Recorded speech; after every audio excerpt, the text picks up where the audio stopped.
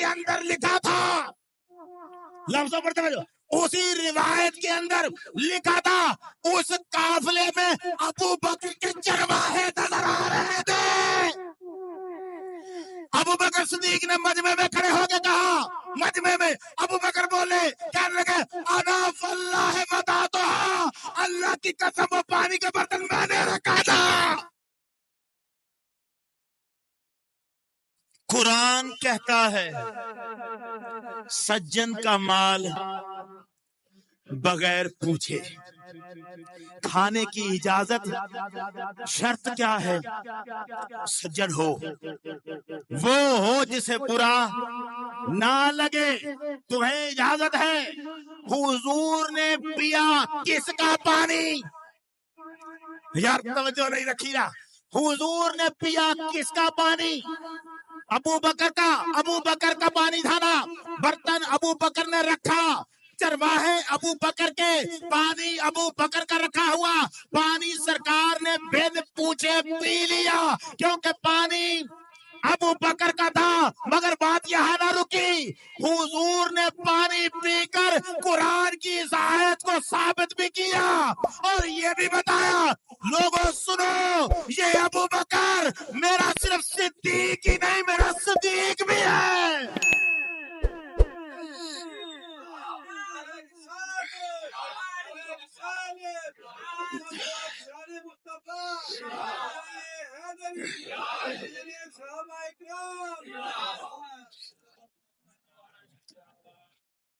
عجب ہے، عجب ہے۔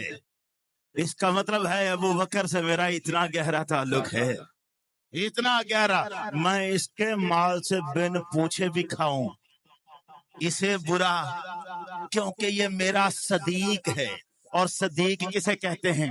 سجن، بیلی، یار، دوست۔ یہ سارے لفظ اب کس پہ لگ رہے ہیں؟ جناب ابو بکر پر۔ یہ جو سجن بیلی ہے، جو سامان بیچتا ہے شام، یہ خود بھی کبھی شام جاتا ہے، کبھی یمن جاتا ہے، یہ کاروبار کرتا ہے، کپڑے کا کاروبار ہے جناب ابو بکر صدیق کا۔ وہ کپڑا بیچنے کے لیے کبھی شام جاتے ہیں، کبھی یمن جاتے ہیں۔ ایسے ہی ایک سفر کے دوران جب یمن میں گئے تھے اور کہیں کپڑا بیچ رہے تھے، کسی دکان پر اس دکان کے مالک سے جب آپ کی بات چیت چل رہی تھی جناب ابو بکر صدیق کی، اس دکان پر ایک طرف لگ کے ایک بابا بیٹھا ہوا تھا۔ دیکھ لگا کہ بابا، عمر تھی 390 سال۔ بابے کی عمر کتنی ہے؟ اس نے ابو بکر صدیق کو اور ابو بکر صدیق کو، میں تو دو لفظ بول رہا ہوں، ابو بکر صدیق کو اس نے دیکھا، نظر 390 سال کے بابے کی اتنی ٹھیک بھی نہیں رہتی، کمزور ہو جاتی ہے۔ اس نے دیکھا، قریب تھے، بات کر رہے تھے، اس نے آواز دی، ذرا بیٹا ذرا میری بات سن۔ پاس آئے، اب وہ دیکھ رہا ہے غور سے، کہنے لگا مجھے لگتا ہے تو مکے سے آیا ہے۔ وہ کا حرمی، مجھے لگتا ہے تو حرم مکہ کا رہنے والا ہے۔ فرمایا ہاں میں مکے کا ہی رہنے والا ہوں۔ کہنے لگا، اب بابے کو دیکھیں، بابا نظر کیسی ہے؟ کہنے لگا مجھے لگتا ہے مکے میں تو خاندان قریش کا فرزند ہے۔ مکے میں قریش بھی رہتے تھے، بنو کنانہ بھی رہتے تھے، خزاعہ بھی رہتے تھے، اور لوگ بھی تو تھے۔ اس نے کہا مجھے لگتا ہے تو قریش کا فرزند ہے۔ کہنے لگے ہاں میں قریشی ہی ہوں، میں قریش سے تعلق رکھتا ہوں۔ بابا کہنے لگا مجھے لگتا ہے تو قریش کی جو شاخ ہے نا آگے، بنو تمیم، تیرا اس سے تعلق ہے۔ اب قریش خاندان کے آگے 10 سے زیادہ قبیلے تھے، 10 سے زیادہ، بنو سہم اس میں، بنو عتی اس میں، بنو عبددار اس میں، بنو تمیم اس میں، 10 سے زیادہ شاخیں قریش کی تھی۔ اور بابا سیدھا اس شاخ پہ انگلی رکھ رہا ہے جو جناب ابو بکر کی تھی۔ کہنے لگا مجھے لگتا ہے تیرا تعلق بنو تمیم سے ہے، اور فرمانے لگے ابو بکر صدیق ہاں میرا تعلق بنو تمیم سے ہی ہے۔ کہنے لگا بس پھر دیکھ باقی نشانیاں تو ہو گئی ہیں پوری، باقیات لی من کا خصلۃ واحدہ، ایک باقی رہ گئی، باقی تو ہو گئی پوری، ایک باقی رہ گئی، ذرا اٹھانا پیٹ سے کپڑا، تکشف لی عن بطنک، اپنے پیٹ سے کپڑا اٹھانا ذرا میں ایک نشانی دیکھ لوں۔ ابو بکر صدیق کہنے لگے میں نہیں اٹھاتا کپڑا، میں کیوں اٹھاؤں؟ پہلے مجھے بتا تو کیا ڈھونڈ رہا ہے، تجھے تلاش کس چیز کی ہے، کیا تلاش ہے؟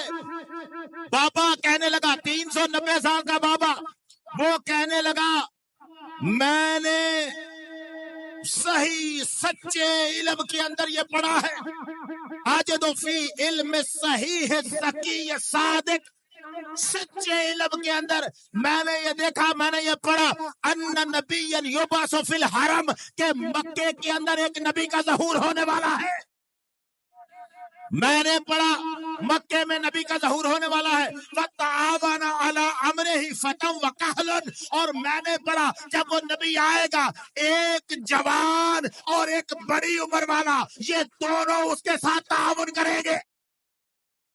اما الفتى، جو جوان ہوگا اس کے ساتھ فخواد و غمارات و دفاع و بوتلات، وہ ایسا کڑیل جوان ہوگا جنگوں میں بہادر بن کے کود جائے گا، مشکلیں ٹال دے گا، دفاع و بوتلات، بڑی بڑی مشکلیں ٹال دے گا، وہ تو ہوگا جوان، اور جو ہوگا نا بڑی عمر والا وَأَمَّا الْكَهْلُ فَأَبْيَضُ نَحِيفٌ، جو بڑی عمر کا ہوگا وہ پتلا سا ہوگا، گورے رنگ کا ہوگا، پتلا سا اور گورے۔ یہ کہاں پڑھا ہے اس نے؟ پچھلی کتابوں میں پڑھا، پچھلی کتابوں میں پڑھا، اور کہنے لگا وہ گورے رنگ کا ہوگا، عَلَىٰ بَطْنِهِ شَامَّ، اس کے پیٹ پر تل کا نشان ہوگا۔ باقی میں نے باتیں دیکھ لی ہیں، ذرا کپڑا ہٹا میں وہ تل دیکھ لو ہے یا نہیں۔ ابو بکر صدیق نے پیٹ سے کپڑا ہٹایا، اس نے دیکھا، ابو بکر صدیق فرماتے ہیں فَرَا شَامَّةً سَوْدَاءً فَوْقَ سُرَّتِي، میری ناف کے اوپر کالا تل تھا۔ جب اس نے کالا تل دیکھا کہنے لگا انت ہو رب الکعبہ، رب کعبہ کی قسم تو وہی ہے۔ اور جب ہوا بات کر دی، اب اس نے کچھ باتیں اور بھی، وقت مختصر ہے، باتیں کرنے کے بعد ابو بکر صدیق نے کہا ٹھیک ہے بابا بہت شکریہ تیرا، اب چلے گئے، کاروبار کرتے رہے لیکن ذہن میں بابا رہا، لوگوں سے ملے اور جو کام کرنے تھے، پھر جس دن آنا تھا پھر واپس اس بابے کے پاس گئے، بابا میں جا رہا ہوں، تجھے الوداعی سلام کرنے آیا۔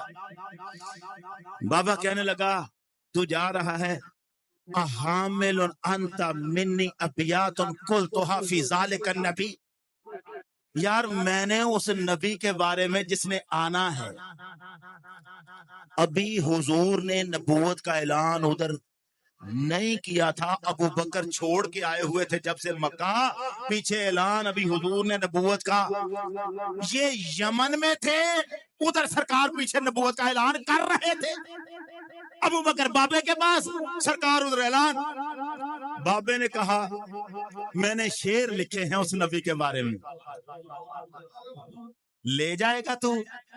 پوچھ رہا لے جائے گا تو؟ شعر میں نے لکھے ہیں، لے جائے گا؟